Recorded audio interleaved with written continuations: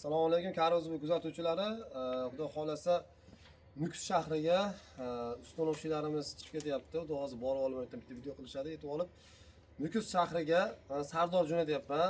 Surxondaryo, Qashqadaryoliklar akalar Sardor ketgan deb har biringlarga aytishga menda vaqt ham yo'q.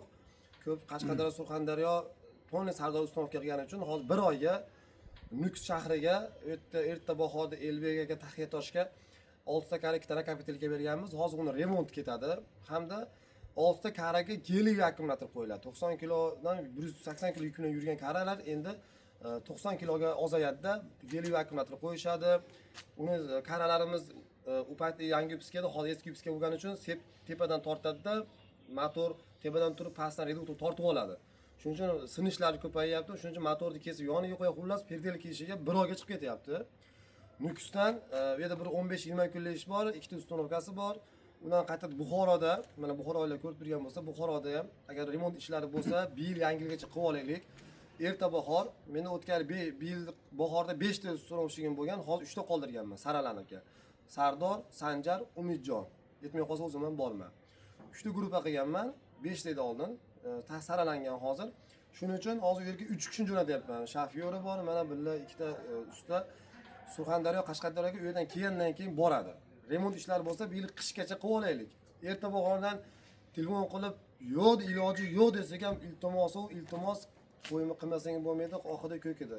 Biz ustonovkamizga remont ishi qo'shilib qolmasin bahorga deyapmiz. Bir yil ishlatdilarmi issig'ida remontini qilib tayyorlashga. Masalan, mana mashinalarni ham yuramiz-ku, yog'ini almashtiramiz-ku. Qanchadir kilometr yurgandan keyin. Xuddi shunga o'xshab u karalarni ham remontdan chiqarish kerak. Texotini qilish kerak.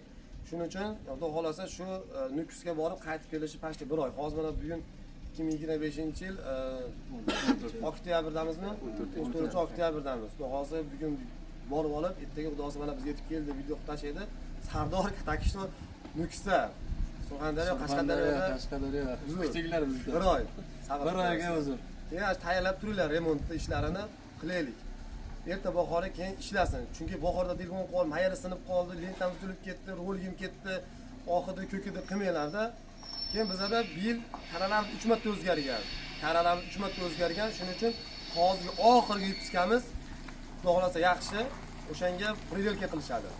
Albatta kelishilgan holda, kelishilgan narxlarda chiroyli qilib chiqqan kabomat tuyini qilib qilinadi. E'tiborlaringiz uchun rahmat, duo qilib qolasizlar. Sog' bo'linglar.